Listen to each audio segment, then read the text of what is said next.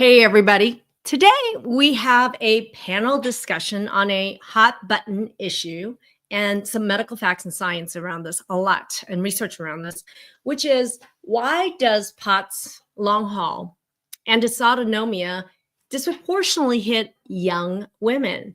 This is an epidemic, it's a trend, it's a mystery illness that's really sweeping through colleges, Hollywood, you name it. And it's tons and tons of moms and their daughters are showing up asking me what's going on. So today we're going to blow the lid wide open on that topic. And without further ado, here we go, everybody.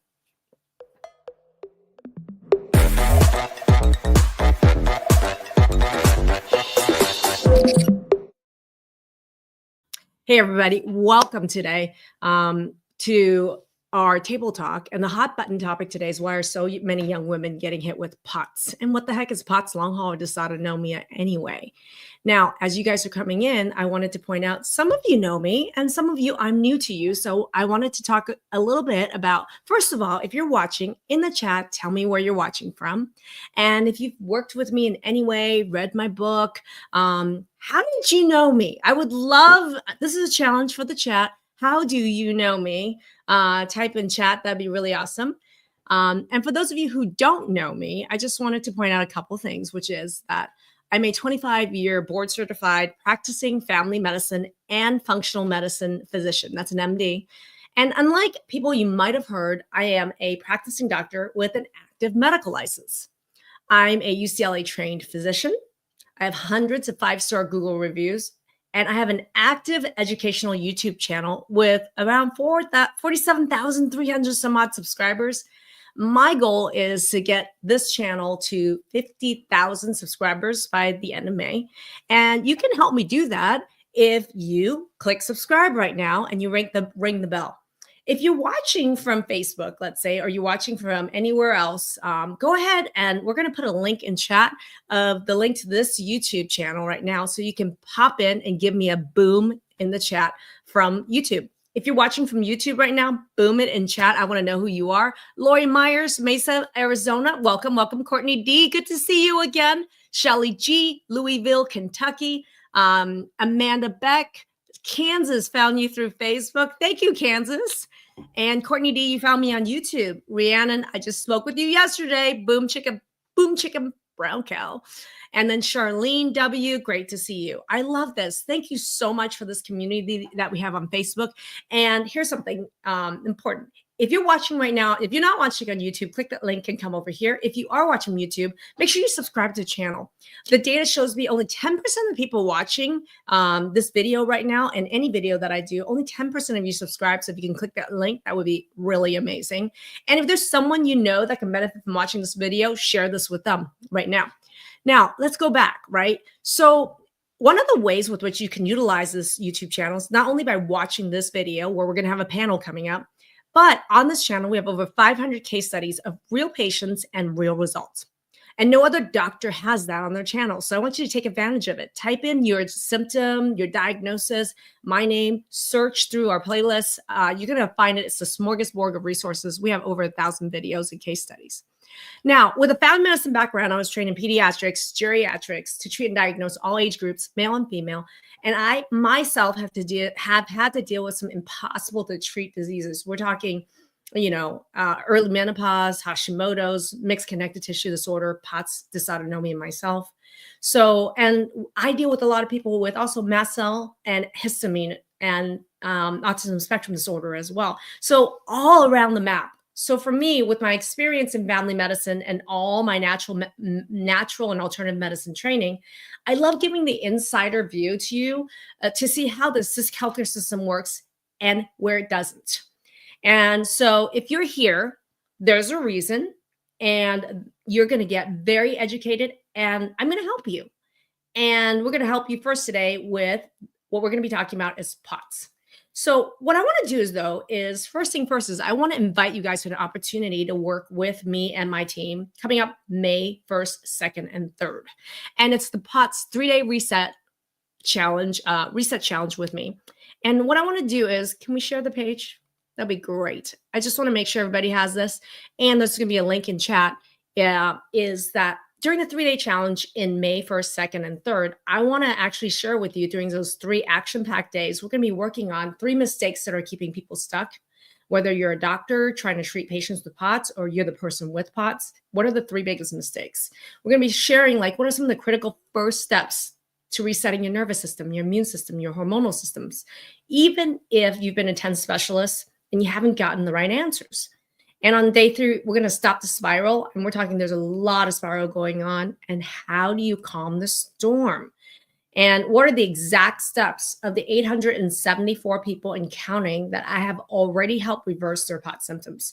So we're going to be going all around that. And there's going to be a QR code right here too, if you want to scan that and click over to the page where you can register to join me in the POTS 3-day reset on May 1st, 2nd, and 3rd. If any of you are already registered, type in chat, done. That'd be really awesome. And awesome. So I just want to make sure that everybody's invited to that.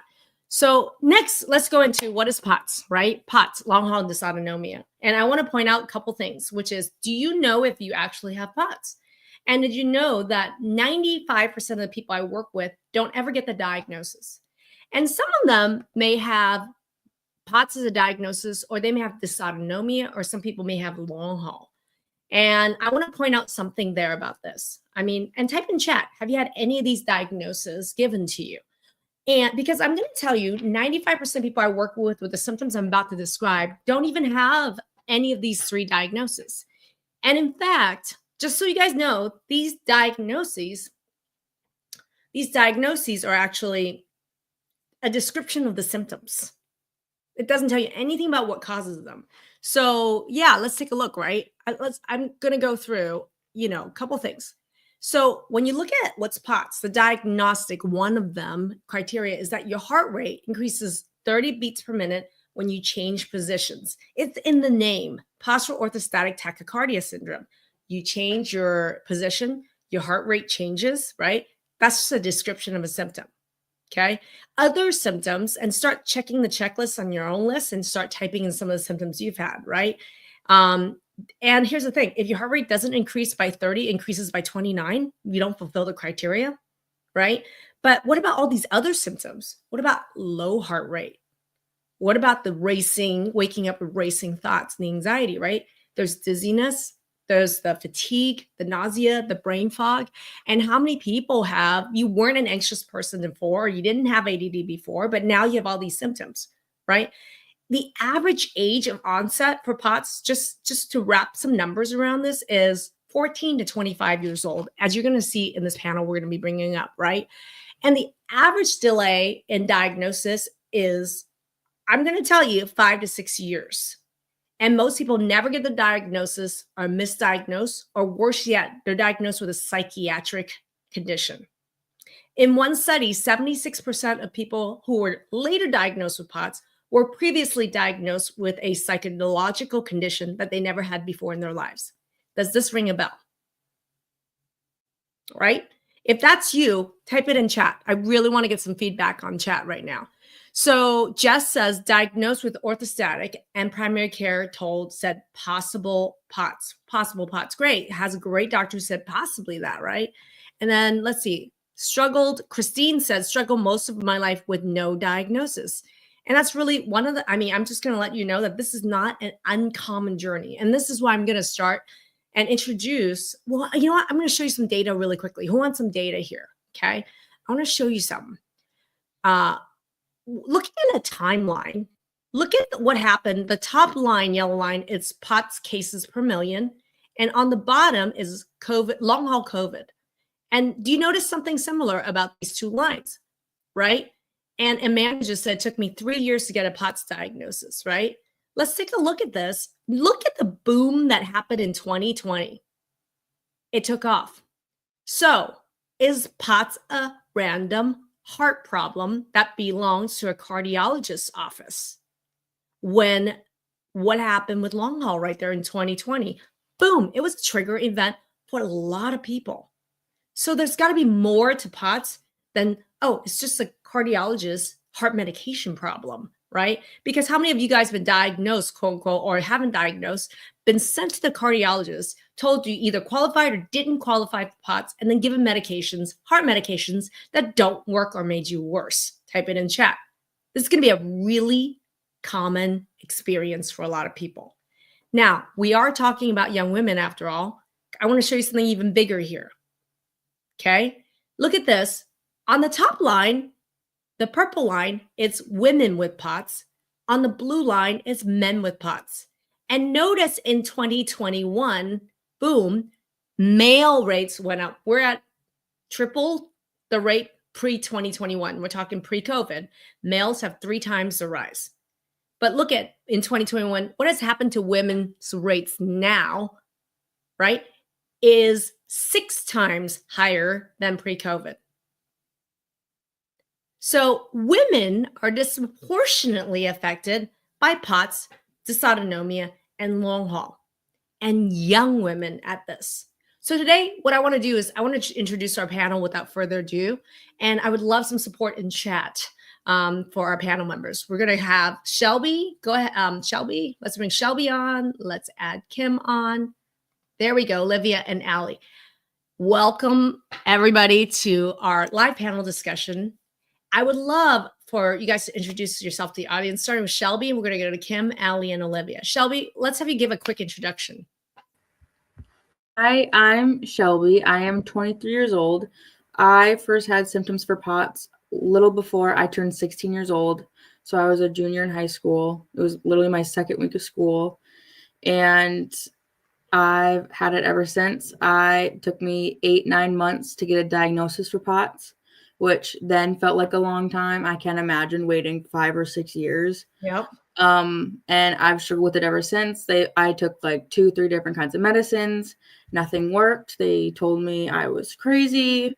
They sent me to a psychologist, psychologist. Yeah. Medicines, everything. Felt like a zombie. Nothing was helping. Until I found Dr. Maggie, and now I'm living independently. I'm working my dream job. I'm a kindergarten teacher, and my goal is to live independently in my own apartment because I've depended on my mom ever since. God bless her. Mm-hmm. And now I'm able to do everything that I didn't know if I would be able to do for a long time. Shelby, how old are you now? I'm 23. So everybody, this has been since she was 16. So we're talking a 7-year ordeal. And much of that time in diagnosis, trial and error. So this has been 7 years for you, right, Shelby? Yep. Perfect. Thank you. And then Kim? Hi, I'm Kim. I was first started showing POTS symptoms in 2019, but I was considered long haul COVID. It wasn't until after COVID that I got really, really sick and debilitating. But prior to that, I did have cardiac workup, and I was dismissed by doctors as it's just anxiety. There's nothing to worry about. Your palpitations are just nothing to worry about. And after COVID, I was so sick that when I met Dr. Maggie, I was wheelchair bound. I couldn't stand 10 minutes to go to the grocery store. I was scared I was going to lose my job. I thought I was going to lose my house. I thought I was going to have to move back in with my parents. And she turned it around, and I'm back. I'm not quite, I used to be a marathon runner. I'm not quite there yet, but I've been to yoga class. I'm at the gym again and doing great with Dr. Maggie's help. And I'm just going to do a quick show of hands. Something common I'm hearing right now in Shelby and Kim's story is psychiatric diagnoses. How many of you here were diagnosed with something psychiatric before you even had a diagnosis? Okay, at least one of us here. Okay, got it. Thank you, Kim. Allie, you're next. Hey, my name is, I am currently 32 years old, but I was diagnosed in 2017. I was working at Sprouts Farmers Market and was driving home and started realizing I was having dizzy spells and feeling super lethargic. So I told my mom that something does not feel right. So at the time we thought maybe it was an MS flare. And because she was also going through that, we both went and got checked out by her neurologist. Mm-hmm. Her neurologist said, I think this is just that Allie's dealing with dysautonomia. Good. So sent her to the neurology clinic where the dysautonomia specialist is. Yep. 4 months later, they got me in. She looked at me, did the tilt table test, and immediately Yeah. said, "This is dysautonomia." Never told me what type until she tested me for EBV, Mm-hmm. and my antibodies were off the charts. Mm-hmm. So, and then in 2022, things took a really bad turn, and I got even worse and put me on all kinds of medicines that did nothing for me except for raise my blood pressure through the roof, Yeah. get migraines, and make me horribly sick. And she just kept telling me, just keep doing whatever I'm telling you to do. And it's just a protocol, and you'll just have to deal with it. Nothing got better until I met Dr. Maggie. Question for you on your story, though. Even though, quote unquote, you got diagnosed with the dysautonomia and they recognized that EBV, Epstein-Barr virus, mono, happened, the test happened to be elevated. Did that solve the problem? No.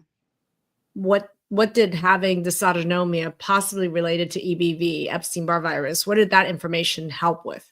That she felt like because I had the EBV antibodies, Mhm. that the infection caused me to have the dysautonomia flare. But was there any solutions as to how to fix it? I mean, that was all she told me. So told you, but didn't provide a solution to that problem. No, she just said medicines. Okay. And You mentioned something that you said in 2020 it started to get a lot worse, and then you ended up having migraines. I'm curious how many people here had headache or migraines as part of the POTS. Okay, we're going to talk about this because what do you guys think is the number one? Girl power, we're going to talk about this. What do you think is the one reason why people with POTS or dysautonomia or long haul have such bad headaches or migraines? What is the number one cause? I'm going to ask the audience. I know you guys are smart. Think about this. Those of you with those symptoms out there, headache, migraines, maybe it comes every couple weeks. Okay. Maybe it comes once in a blue moon. Maybe it's every single day. How many people have those symptoms with their POTS? There's already, Heather. I love this. Jana, Raven. Okay, so people are popping the answer in chat, and I'm just smarty pants. You've been watching this channel for a long time, haven't you, Jana? I love that. Heather as well. Oh my goodness. Thank you. Thank you. So how big of a role do you think, just a raise of the hand so we can explore a topic later, how much do you think the monthly cycling of hormones or lack of cycling, how much do you think your hormones have to do with your dysautonomia and POTS symptoms? Who was affected by that? Raise your hand. Okay. How many of your doctors told you that? Raise your hand. Oh my gosh, this is so exciting. I love it. Okay. Thank you, Allie. Olivia, we saved the best for last. Hi, my name is Olivia. I am 21 years old.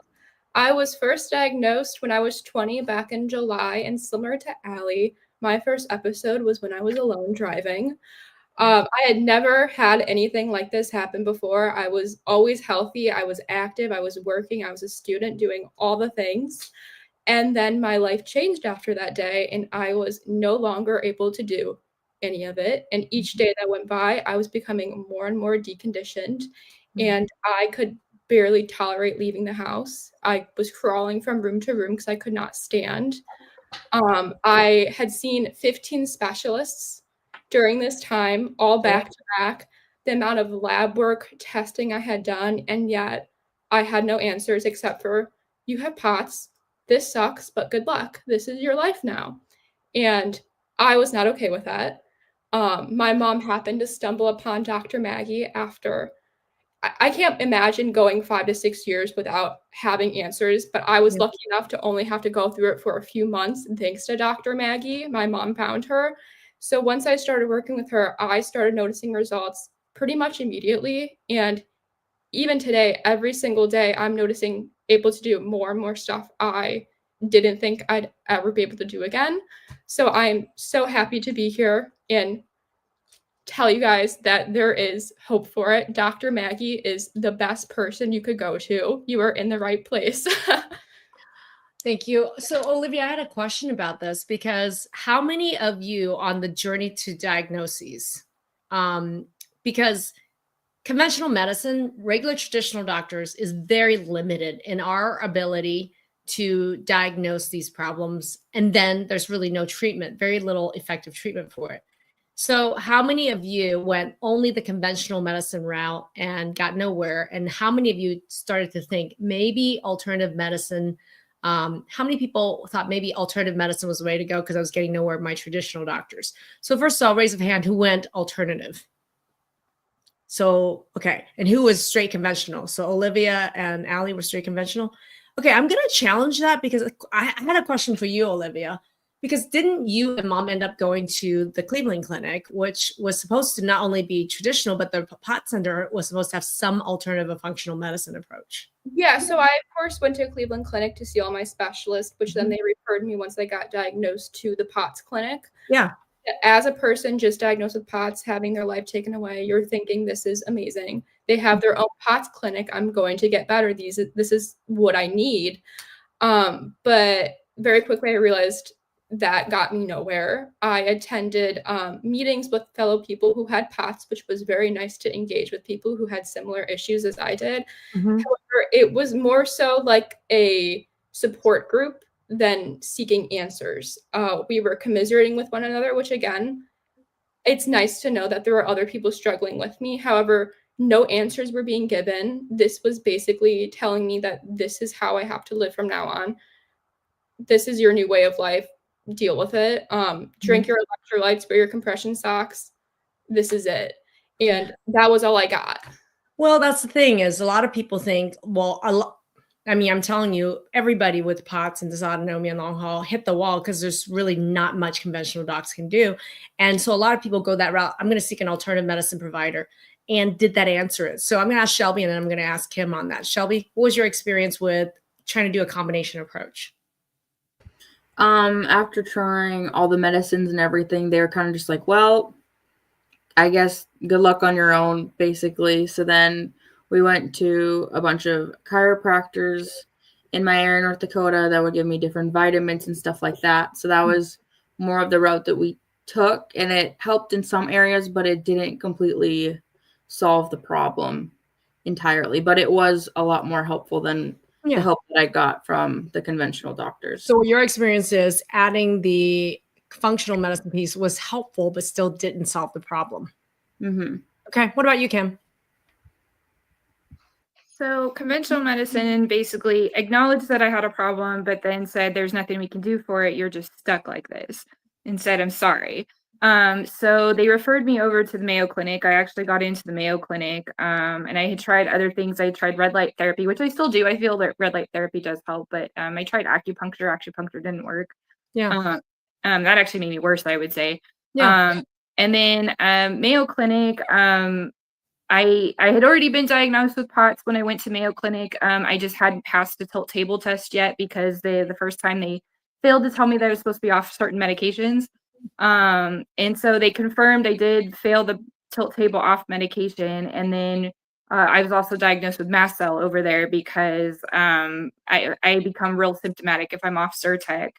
And then I realized going through treatment with the Mayo Clinic that they were just throwing meds at me with no rhyme or reason. It was just trial and error. They said, oh, try this one.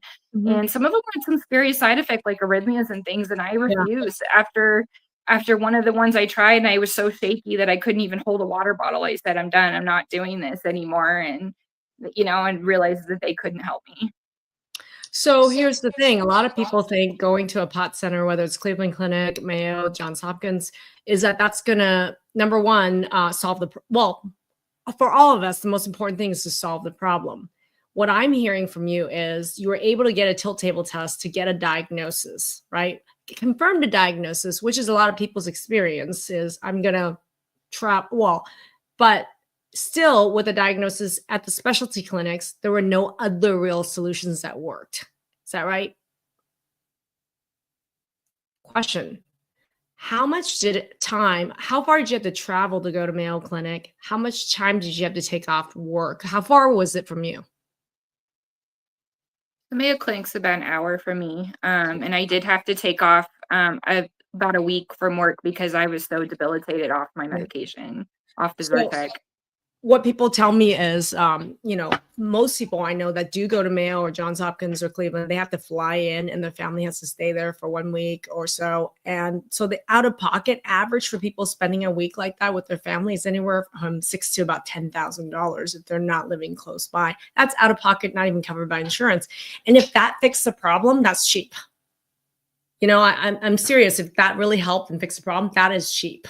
Okay. But the problem is that your story and Olivia's story is really common, where even going to the specialty centers and even trying to add in functional medicine treatment, it didn't really help fix it. So I had a question for you. You mentioned going to the acupuncture.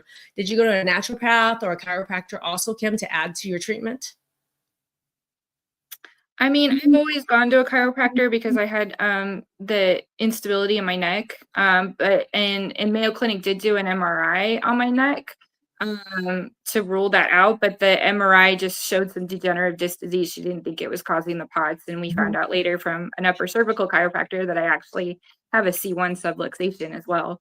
What I said. Mhm. I love that. Laura here has a question. And for anybody that has any questions or comments for our panelists, please pop it in chat. I would love a pop in chat, and I really love to see these comments. Laura says, well, then are there any natural things that help? And I want to combine that with the other question that Crystal had in chat and says, I have migraines. So I want to bring this back to young women. Why? And when I said hormones had something to do with it, which something none of your doctors told you, let's talk about it. What do you think? How do you think hormones, which is something that your doctors didn't know about, what were some surprising things you learned about your hormones as one of the major kerosenes under the fire here? Who wants to speak to their experience with hormone findings? Okay, Allie and then Kim. Go ahead, Allie. So found out that my hormones were actually really low. Mm-hmm. Like, Not surprising. Not surprising for me. But I would realize that kind of like towards that time of the month, I would get emotional and then just feel like super drained. So it was like my hormones were just going up and down, up and down. Yeah. And so here's something interesting, because you guys went through this program. And I'm just going to ask, when you were working with me and our team virtually together, no matter where you are, and that's why we work with people globally as well. How many hormone reviews did you yourself witness as you went through the program? Think back, how many hormone reviews have you guys seen? Shelby? Oh gosh, at least 20. At least 20 hormone reviews, right? And Kim, how many for you? How many have you seen? I've been working with you for a year, so I've probably seen hundreds. Okay, I love it. So my question is, how many of you have noticed, even in seeing the hormone reviews, that there's a pattern to people who have POTS or dysautonomia? There's some common patterns of hormones that come up over and over again. How many have seen those patterns? Yeah, exactly. So I was going to go back to, people are asking, well, is there something natural that works? Well, if you know that it's a hormone problem and you're one of those patterns with the hormones, of course, there's a ton that you can do for your hormones, right? So question is, how many of you found that you had one of those patterns that really impacted POTS and found natural solutions that worked? Who can speak to that?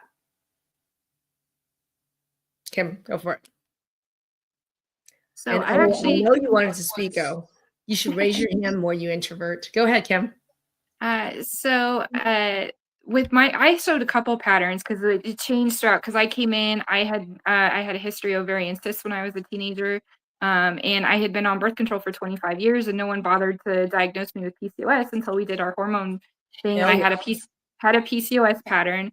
Once you got me off the birth control, I actually have a low everything pattern. Mm-hmm. We did a bioidentical progesterone, and that's been like a magic pill for me. Well, it's not a magic pill for you. It's what your body naturally would have produced, right? Isn't that a novel thought? How do we balance people's hormones to have the amount of hormones that they actually would have normally? And many people could be too high on certain things, and many people are really low on certain things, and many people have a really mixed pattern. That's really difficult for regular doctors who have no training to understand, right? There was a comment here, and Jen had this comment, and keep the comments and questions coming, everybody. And Jen said, I'm in perimenopause stage, and my doctors didn't even consider this. So here's the other age range I see POTS a lot, and you guys have seen it in the program, is the perimenopausal woman, somewhere between 36 and 56. How many people in the comment section are in that age group? And boom, never had POTS before. Suddenly you have these perimenopausal symptoms, and boom, now you have POTS and dysautonomia. And Kim, I mean, you're reaching the age. Kim, you were about to say you too, right? I hit early menopause at the age of 36. Okay. That's not normal. Okay. There's something going on that certain women genetically are predisposed. And when they're menstruating, that puts them at risk. But also when they're going through big changes with perimenopause, with hormones really changing, that puts us at a higher risk group, red alert. Okay. So Jen, you're right. Right. So that, and she mentioned, I think it might also be hormonal, but he said viral and trauma. Could it be viral related, whether it's Epstein-Barr, whether it's long haul, or other types of major super infections, I call them? Could it be trauma, right? How many of us have PTSD that has caused our nervous system to go into overdrive, fight or flight? And what if POTS is someone permanently stuck in fight or flight, and the other calming parts of the nervous system isn't coming up to meet that balance, right? How many of you here are able or willing to share that, that there is a nervous system dysregulation here, that past trauma or just, that something, or even an injury was one of the triggers? Shelby?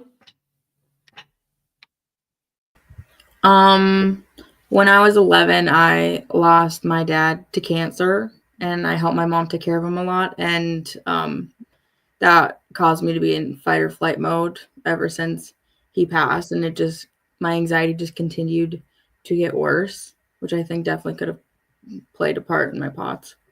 Yeah. And I know for me, like, I'm just going to lay it out there. For me, unresolved grief. Like, my mom passed away about 10 years ago. And, people talk about the 5 stages of grief. And it's true, right? You can go through the 5 stages of grief. But I got stuck. I didn't move through the 5 stages of grief. I got stuck in anger and denial. And it took me years, to really realize that was a huge part of how my nervous system got triggered and got stuck in anger and denial, right? So that's an important part of my own journey, and recognizing with the mindset work that we all have done and we're doing in the program, that was a very important piece for me to discover as part of my healing journey, to disrupt the nervous system dysregulation, right? So I just want to ask how many people out there can identify, what that stress or grief or trauma is. That's one of the triggers that's causing their nervous system to be in high alert once it's been triggered, right? And Jen says, I have had severe trauma from childhood abuse. Yeah, it could be a variety of things. For me, it was unresolved grief, right? If anyone had something to share, you could raise your hand, let me know. If not, we're going to talk about Donna had a question, and Donna's question was, what was the time frame with which you noticed things got better? And I'm going to add a bonus in there. What do you think was the linchpin? Allie, your eyes lit up, so I'm going to ask you first. What was the time frame to starting to work with me and your symptoms being better or way better? First question. Like 6-ish weeks. I'm not 100% better, but I still have good and bad days. Mm-hmm. Right around the 6-week mark, when I took dairy out of my diet, yep, things started turning a corner. And I also see a upper cervical chiropractor.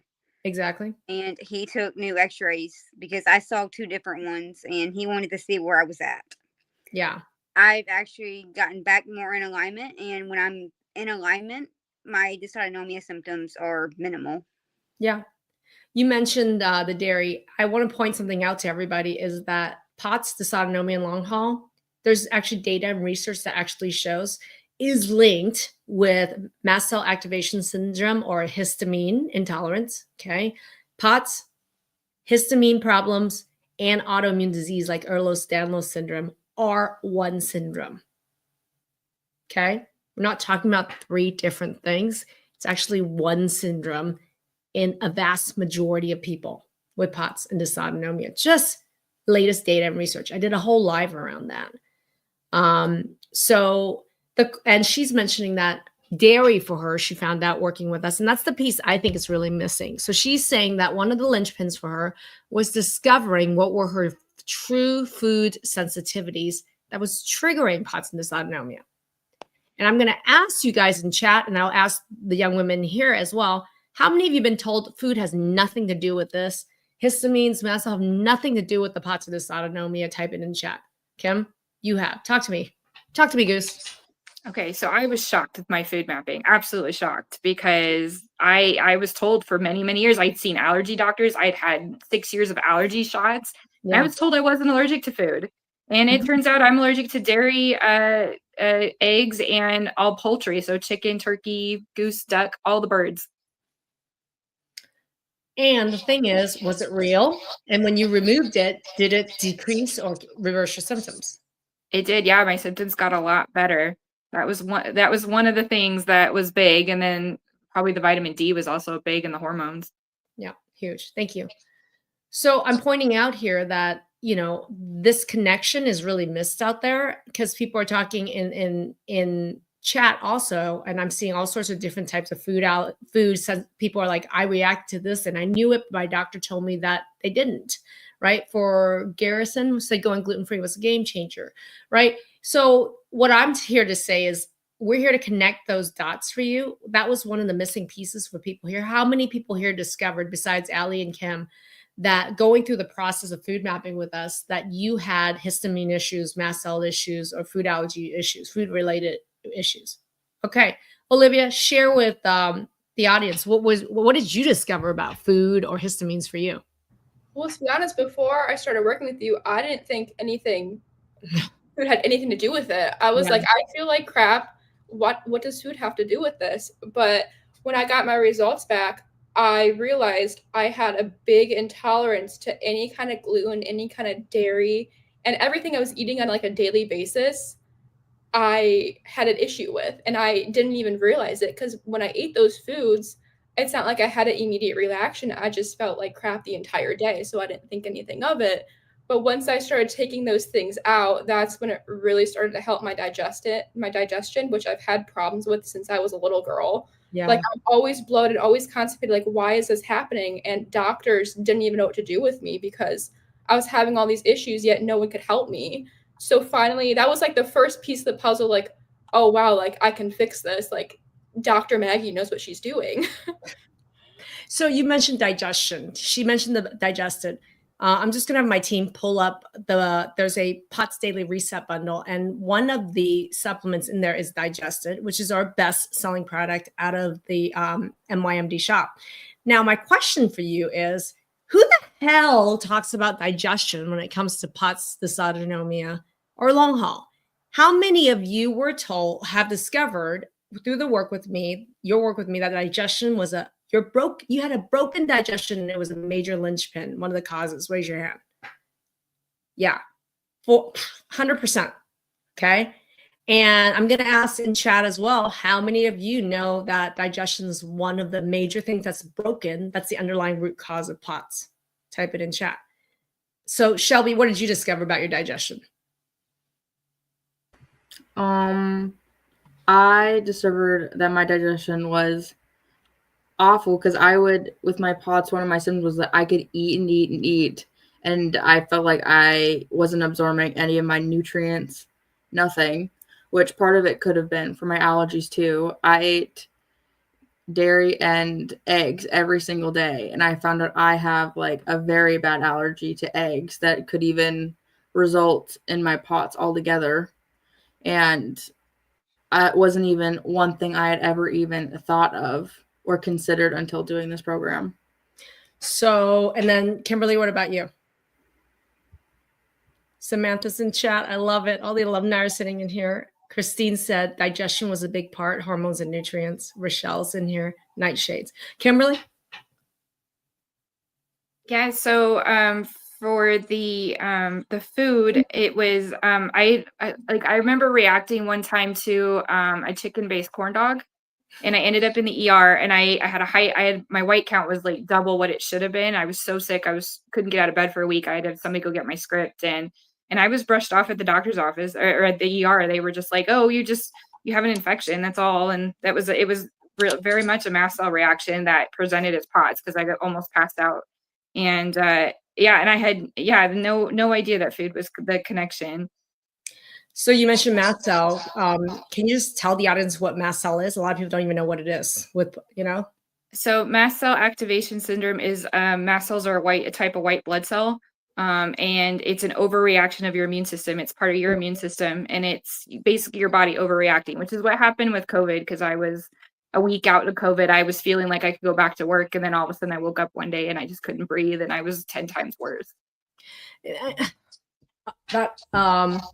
Yeah, and that's a huge thing is that a lot of people going through our program who have diagnosis or no diagnosis with these symptoms, it's the first time they ever heard of mast cell or histamine problems or realize that there's an allergic or an immune component to their POTS.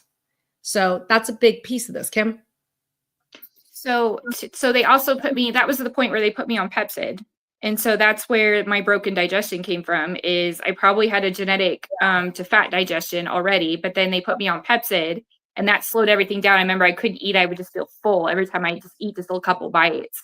And I remember they even went as far as to do a endoscopy. I had to go into surgery and have a scope done. And they just showed inflammation from my esophagus all the way to my small intestine. And they had no rhyme or reason for it. They couldn't figure out why it was so inflamed. Yep.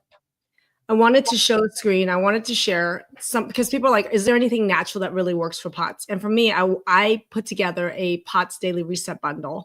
And the link is in the chat just for you to look at the information that's on this page. Is that I wanted to present a bundle that addressed the root causes of POTS naturally without having to do more testing, more referrals, or more prescriptions.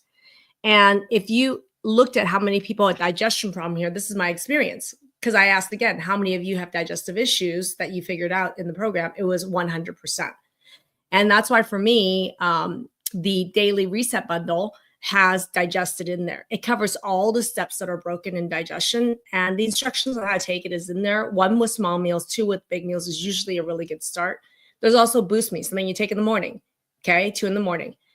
Digested when you eat, and then there's Restore Me, 2 that you take when you go to bed, which has magnesium in it. And Boost Me is a methylated B complex.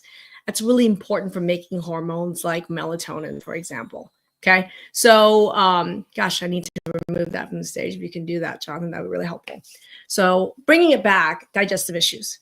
Now, something that I didn't get to, but one of the instructors just reminded me and sent me a message that says, please talk to the audience about how big of a role was adrenal fatigue in you that none of your doctors and even your natural doctors ever uncovered that there was an underlying adrenal hormone problem in you. Raise your hand. Okay. Allie, go for it first. Kim Miller. Allie? So I started having like really bad fatigue. Yeah. And brought up adrenal fatigue. So my endocrinologist said, I'll check it out and see what's going on. Checked my numbers, said everything looks fine. It's not. Your adrenals are a 10. And that's right in the middle. I'm like, nope, something doesn't feel right. So, and on top of that, the adrenal fatigue probably was not helped by the dysautonomia.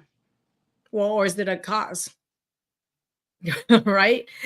Think about that for a second. I'm just going to point something out.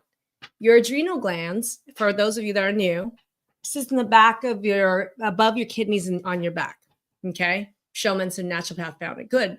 So that is a hormone-making gland on top of your kidneys that makes hormones. Okay? DHEA, cortisol, some progesterone. But there's two critical hormones called catecholamines, two catecholamines that are norepinephrine and epinephrine. That means adrenaline. Okay. So think about it. If somebody has a problem with their adrenals, whether it's crazy ass high, crazy ass low, or usually some pattern that's really difficult for people to discern, they are frequently have their adrenal hormones not checked on. Their doctors will tell them, oh, you don't have Addison's, you don't have Cushing's, you don't have either one of those, you don't have an adrenal problem. Nobody bothers or knows how to really test your adrenals. And then people often find they have crazy problems with their adrenals, right? So Kim, what did you find with yours?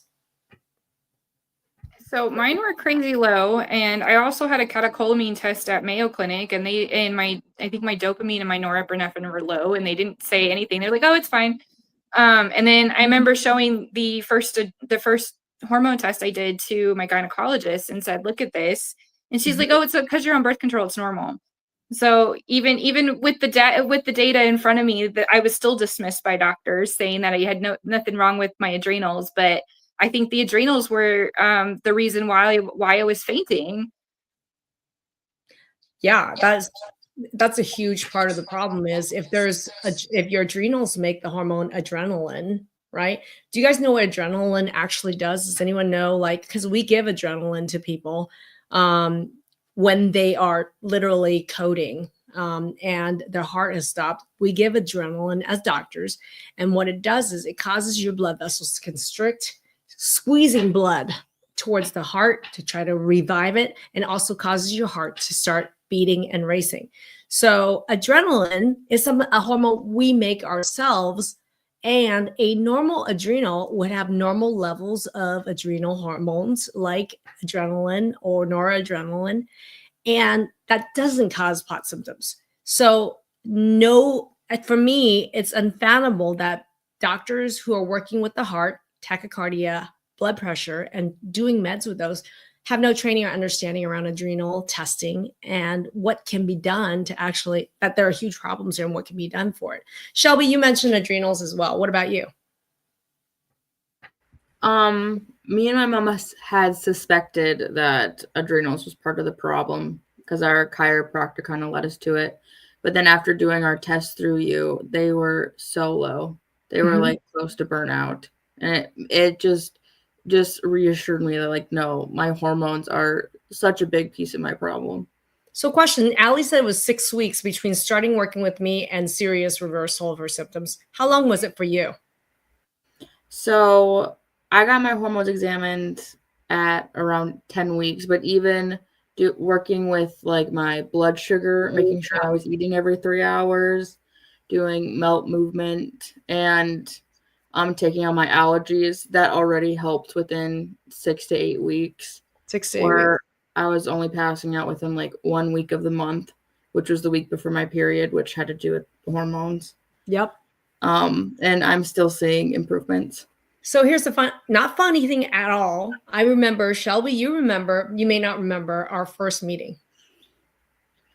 Shelby wasn't there at our first meeting. Her mom was, because she fainted. And that's how bad things were and are for a lot of people that start out. But she said within 6 to 8 weeks, dramatic improvement. What about you, Kim? What was the timeline to first noticing some dramatic changes for you? So for me, I started seeing probably week 5 when I got on the vitamin D, like the vitamin, because my vitamin D was so crazy low. Just a few days of that, that's when I started to improve. And then the food allergies came right after that. But we've had an up and down roller coaster all year with hormone fluctuations, because I've been up and I've been down, and so we're still trying to get that happy medium going, which I hopefully I'm there now. But yeah, it's and I think I was in like full remission back in October before we were messing around with the hormones again, and I got really bad again, and then I got better again. So it's been a roller coaster, but generally going in the right direction. Well, the interesting thing with Kim's case, and I'm just going to point this out. Hold on one second. The interesting thing with Kim's case, and here's the thing, every single one of the people here have a very different hormone pattern and a hormone journey. Interestingly, Kim mentioned the PCOS pattern, polycystic ovarian syndrome. I just want you guys to really, who are in the chat, to really understand that's PCOS is an autoimmune condition. It's a dysregulation of your immune system. And many people with POTS, dysautonomia, and long haul have this type of pattern.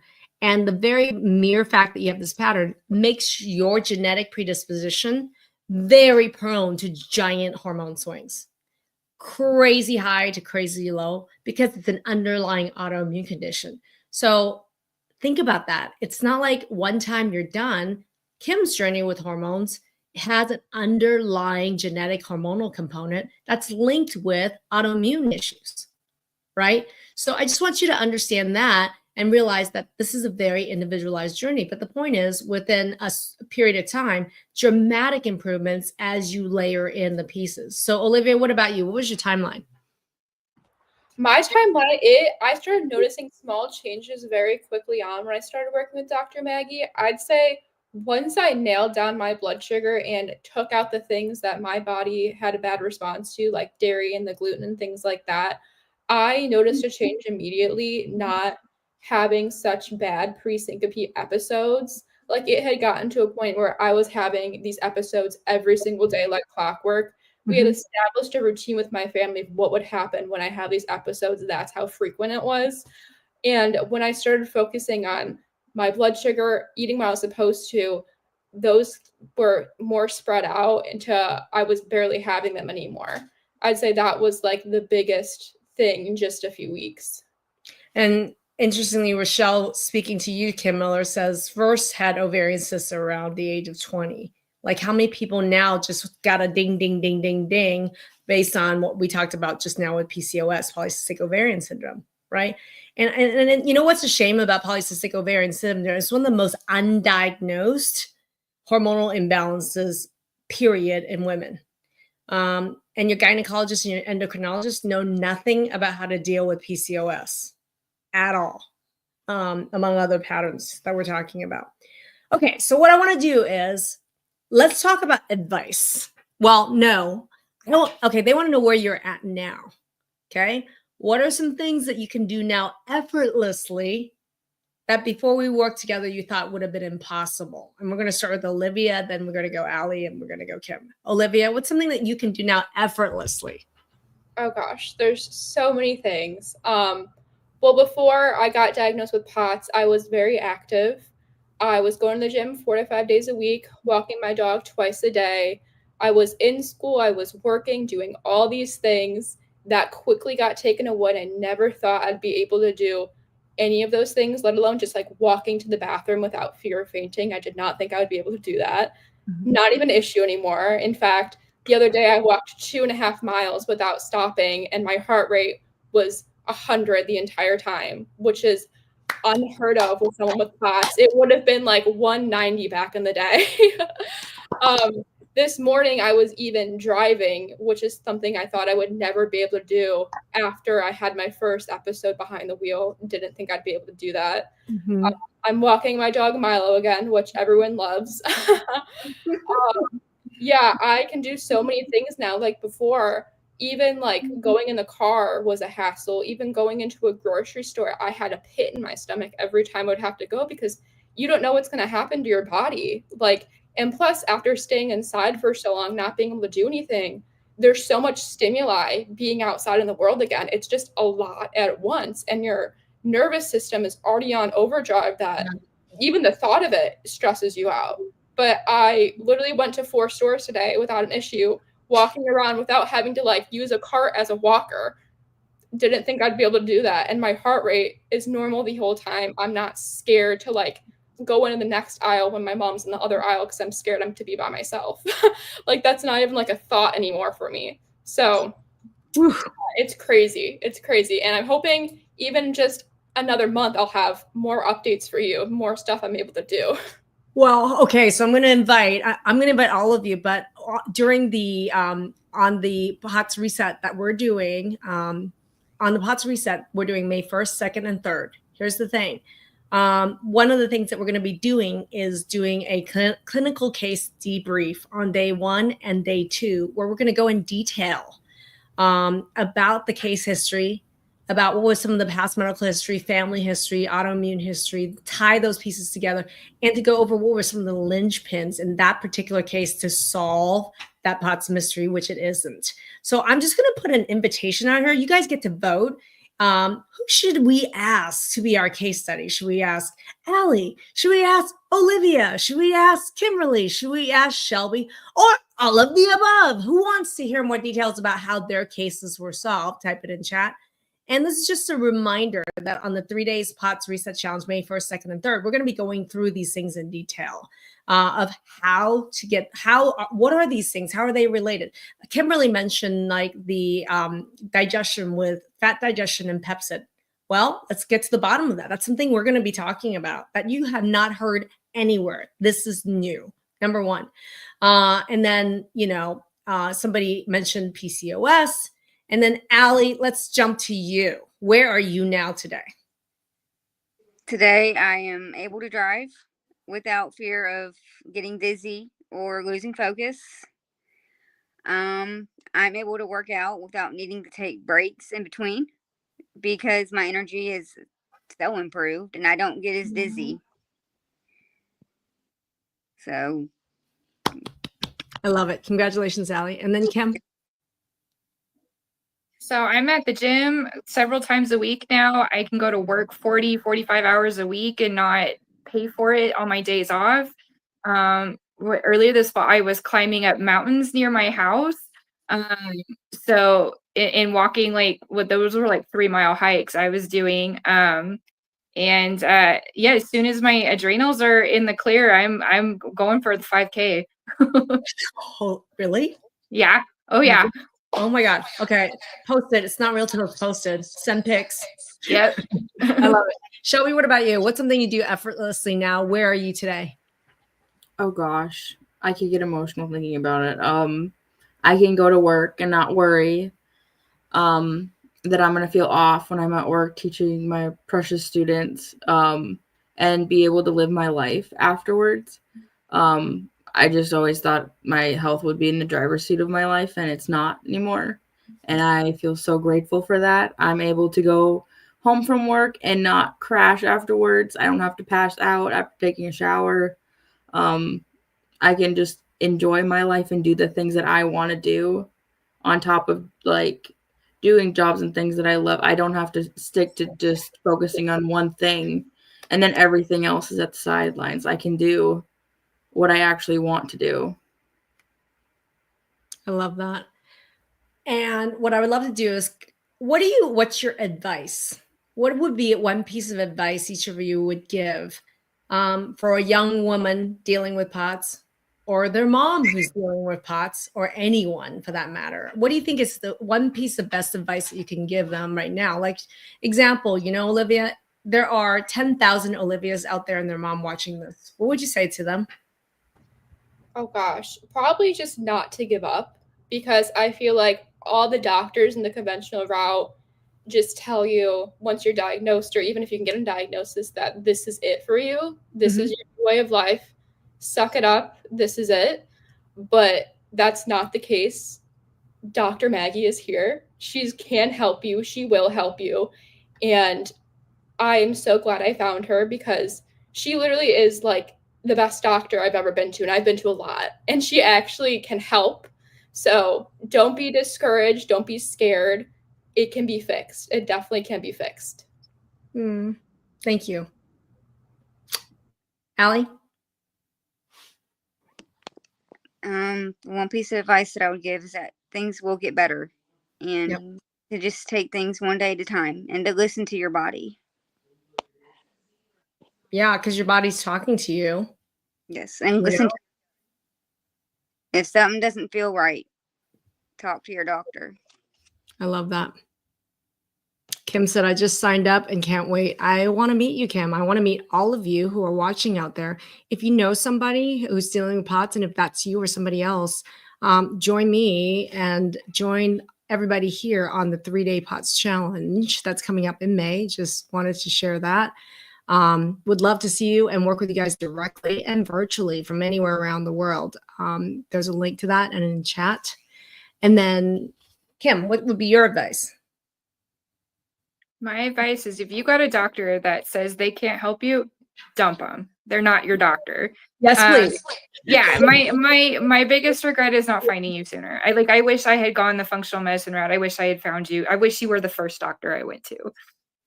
Oh, I love that. Like sometimes, but you know, typically I'm like the 8th or the 9th, and people are like all jaded and disappointed by their other 7, 8 traumatic experiences. And that's my wish actually out there is I wish I was the first. Right. And if right now, if this is, I'm your first or I'm your 4th or 5th, please. Yes, I would rather be that than your 20th, because by the time people get to me with their 10th or 20th, I mean, Olivia, you went to 15. Where were you by the time I was the 16th? How are you feeling? I feel like in my intake appointment with Dr. Maggie, you could almost see that I was not happy to be there. I was so exhausted. I was happy it was virtual at least. I didn't have to go all the way downtown. But I was exhausted because I had been told so many times that like there's nothing we can do. And here I have Dr. Maggie promising me that I can be fixed. I was like, this lady is crazy. Like, my mom find her, like this can't be possible. But it was true. So I'm glad my mom had found you and I just went with it. I love that. I love that. Thank you. And then Shelby, what about you? What's one piece of advice you have? Mine would be to keep the faith. There's a light at the end of the tunnel. Yep. And you don't have to suffer the rest of your life. There are people out there that can help you. There's good doctors that are there for you. It's just, you just keep trying, keep looking, and you can do it. I love that. Okay, so here's a couple things. Everybody that's watching right now, I have a couple asks. Number one, if you're watching from YouTube, click subscribe and give me a thumbs up on this video. Number two, okay, if you want to work with me and my team directly to kickstart your POTS recovery, join the 3-day POTS Reset Challenge coming May 1st, 2nd, and 3rd. And number three, if you are, if you want to chat with our team just to learn more about what we do, go ahead and we have a link in chat for you to book a call with our team. And number four, for all of you that are into research, please dig deep, go to my YouTube channel, put in POTS and EDS, POTS and mast cell, POTS and hormones, POTS and digestion, or, you know, like there were so many questions here around what's PCOS? What does that have to do with autoimmunity? Put those in, search it on YouTube, and you're going to find, with my name in it, a lot of videos and trainings. We're at, I think, 1,200 videos at this point on the YouTube channel. And here's the last thing. If there's somebody that you know that you can help, share it with them. Use the link here and share it with them, because sharing is caring. And that's my ask, is share with someone that you know that can benefit from this. All right, everybody. Without further ado, that is a wrap, everyone. Thank you so much. Have a wonderful night. And you guys, I want to thank you because I know you just love to be on camera. Everybody in chat, can you give the ladies here a big boom? And I promise to ask each one of them to be part of the POTS reset and be one or two of our case studies that I'm going to be going over in our clinical debrief sessions. So thank you, everyone. Have a wonderful night. And thank you, ladies, so much. A big hand to you guys. Thank you.